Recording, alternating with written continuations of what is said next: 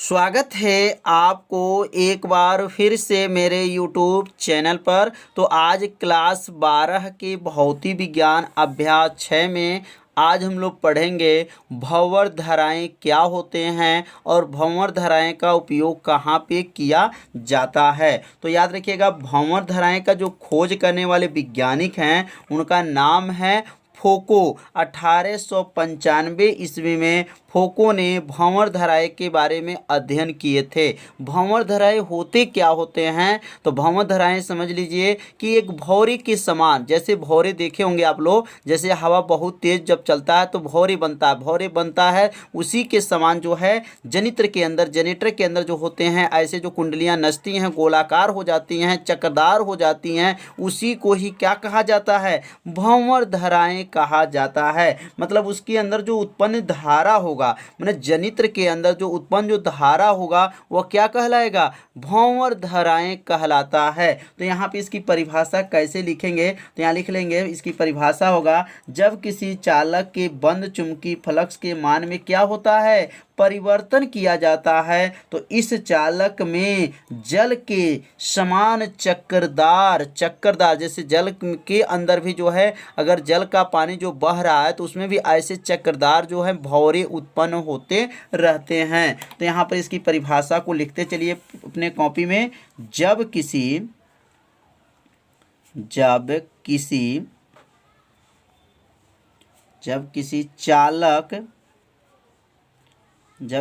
चालक के बद्ध भी लिख सकते हैं, चालक के बद्ध चुंबकीय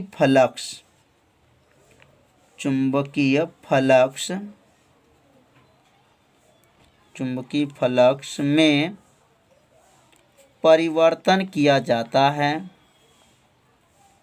चुंबकीय फ्लक्स में परिवर्तन होता है,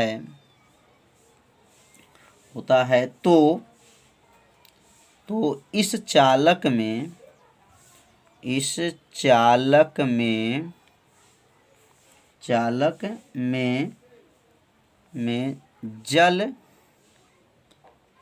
में जल में उत्पन्न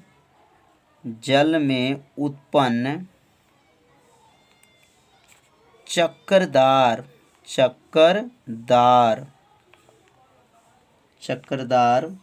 प्रेरित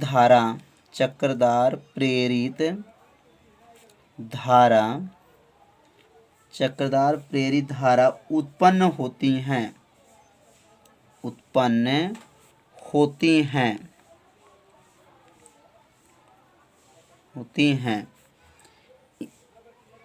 उन्हें क्या कहते हैं? भंवर धाराएँ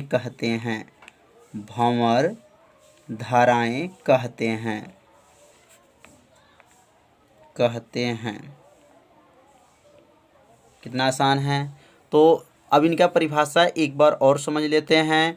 जब किसी चालक के बंद चुंबकीय फ्लक्स में परिवर्तन होता है, जैसे जनित्र के अंदर जब उसको आर्मेचर कुंडली नचता है तो उसको नचने को ही क्या कहते हैं विज्ञान में?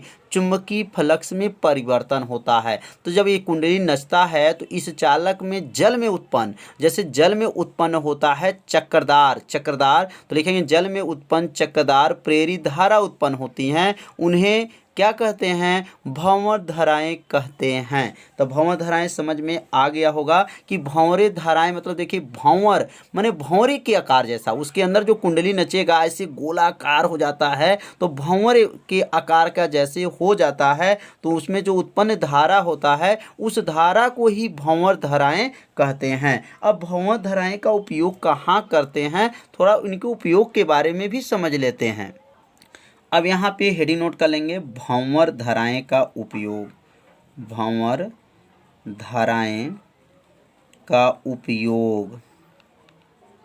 अब इनका उपयोग क्या है, अब उपयोग के बारे में भी समझ लेते हैं।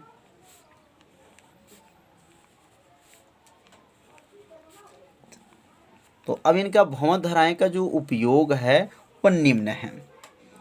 निम्न मतलब यहाँ पहला लिखेंगे, पहला इनका उपयोग है, जो भंवर प्रबल धाराओं से ट्रेन के पहिए की गति को रोका जाता है। जो ट्रेन के पहिए जब गति करते हैं उसको रोकने के लिए प्रबल जो है भंवर धाराएं की आवश्यकता पड़ता है। तो यहाँ लिखेंगे प्रबल भंवर धाराओं से ट्रेन के पहिए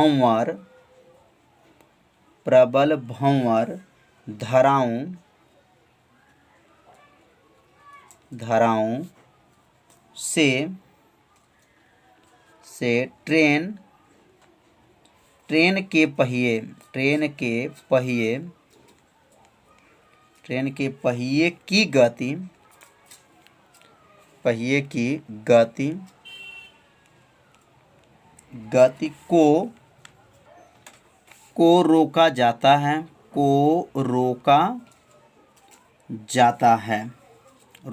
जा सकता है।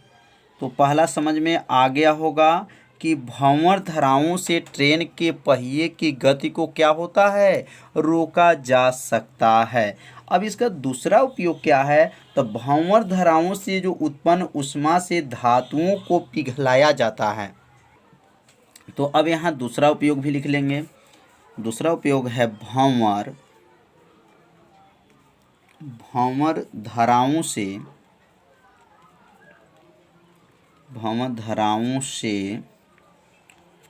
उत्पन्न ऊष्मा से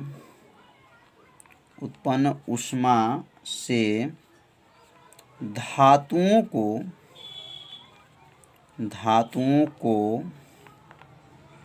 पिघलाया जाता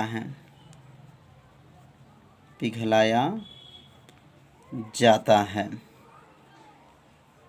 तो यहाँ दो जो है भंवर धाराओं का उपयोग बताया गया। तो ये दोनों जो है भंवर धाराओं का उपयोग आप सभी विद्यार्थी अपने कॉपी में जरूर नोट कर लीजिए। 2 बार पढ़िए, आपको यह उपयोग क्या होगा, याद हो जाएगा। अब हम लोग पढ़ेंगे लास्ट जो है इसका पाठ का हेडिंग है। अब इसका हेडिंग है जो है स्वप्रेरण और अन्योन्य प्रेरण में अंतर क्या है। तो अब दोनों में अंतर पढ़ लेंगे और ये चैप्टर हो जाएगा समाप्त। तो यहाँ लिखेंगे, हेडिंग नोट करेंगे, स्वप्रेरण तथा अन्योन्य प्रेरण में अंतर। अब ये दोनों में क्या अंतर है, अब अंतर भी समझ लेते हैं। तो अब यहाँ पे जो है 2 कॉलम बनाएंगे और एक कॉलम में क्या लिखेंगे, स्वप्रेरण, और दूसरे कॉलम में लिखेंगे अन्योन्य प्रेरण। यहाँ लिखेंगे स्वप्रेरण और यहाँ लिखेंगे अन्योन्य प्रेरण। तो स्वप्रेरण किसे कहते हैं बताया जा चुका है। स्वप्रेरण अन्योन्य प्रेरण क्या होते हैं, तो आप नहीं जानते हैं तो प्लेलिस्ट में वीडियो है, वहाँ से जा कर के उस भाग का वीडियो आप लोग देख सकते हैं। अब यहाँ पहला जो अंतर क्या होगा, तो स्वप्रेरण में याद रखिए, स्वप्रेरण में एक कुंडली होता है। स्वप्रेरण में क्या होता है, एक कुंडली होता है, और अन्योन्य प्रेरण में जो होता है 2 कुंडली होता है। लिखेंगे इसमें केवल एक कुंडली होता है। इसमें कितने, इसमें केवल एक कुंडली होता है, एक कुंडली होता है। इसमें केवल एक कुंडली होता है। और इसमें क्या लिखेंगे, इसमें 2 कुंडली होता है। यहाँ लिखेंगे इसमें, माने अन्योन्य प्रेरण में कितने कुंडलियाँ होती हैं, 2 होते हैं। तो लिखेंगे इसमें 2 कुंडली होता है। 2 कुंडली का नाम क्या है, प्राथमिक कुंडली होता है, और क्या होता है, द्वितीयक कुंडली होता है। इसमें 2 कुंडली होता है, और दोनों कुंडली का नाम आप लोग जानते होंगे। पहला का नाम क्या है, प्राथमिक कुंडली है, और दूसरा का नाम क्या है, द्वितीयक कुंडली है। अब यहाँ दूसरा अंतर होगा, जब कुंडली में बहने वाली धारा के मान में परिवर्तन करते हैं तो उसी कुंडली में जो है प्रेरित वैद्युत वाहक बल जो है उत्पन्न होता है और प्रेरित धारा बहता है। तो इसमें लिखेंगे, इसमें किसी कुंडली में, इसमें लिखेंगे, इसमें किसी कुंडली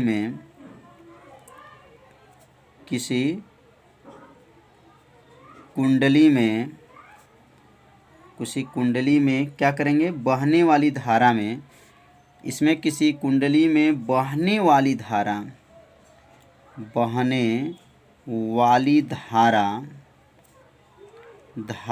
में परिवर्तन करते हैं, में परिवर्तन, बहने वाली धारा में परिवर्तन होता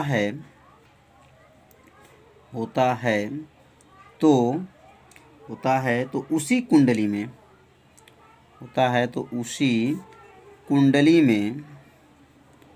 उसी कुंडली में क्या होता है, प्रेरित धारा बहने लगता है, प्रेरित धारा बहने लगता है, धारा बहने लगता है, बहने लगता है।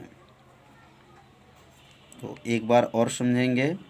इसमें किसी कुंडली में, मतलब एक ही कुंडली है तो एक ही में किसी कुंडली में बहने वाली धारा में क्या किया जाएगा, परिवर्तन होता है, तो उसी कुंडली में जो है प्रेरित धारा बहने लगता है। अब यहाँ पे इसका दूसरा अंतर क्या है, तो इसमें लिखेंगे किसी कुंडली में बहने वाली धारा। अब यहाँ लिखेंगे किसी कुंडली में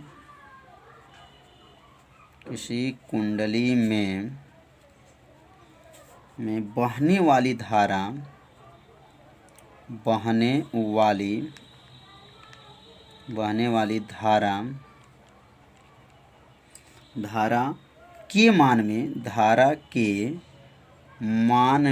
धारा के मान में परिवर्तन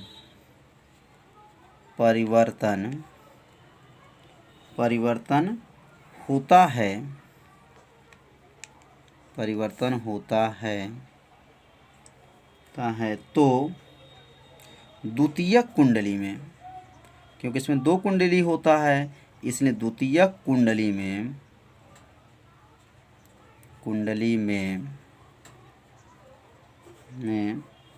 प्रेरित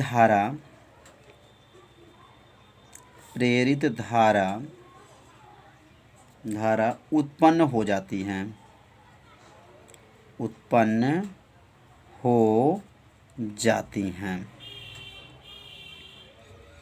तो किसी कुंडली में इसमें बहने वाली जो धारा का मान में जब परिवर्तन किया जाता है तो द्वितीयक कुंडली में, इसमें क्योंकि प्राथमिक कुंडली में धारा परिवर्तन करेंगे तो द्वितीयक कुंडली में जो है क्या उत्पन्न होता है, प्रेरित वैद्युतवाहक बल उत्पन्न होता है, जिसके द्वारा जो है धारा बहने लगता है। तो किस कुंडली में धारा बहता है, तो द्वितीयक कुंडली में जो है धारा उत्पन्न हो जाता है। अब यहाँ तीसरा अंतर समझेंगे। तो तीसरा अंतर है प्रेरित धारा मुख्य धारा के मान को प्रभावित करता है। इसमें लिखेंगे प्रेरित धारा मुख्य धारा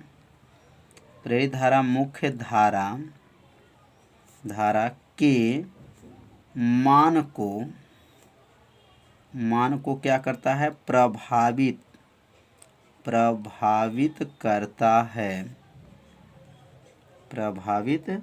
करता है।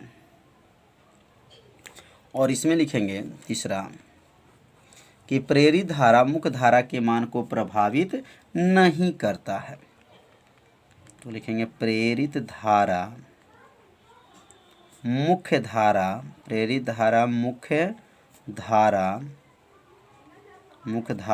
के मान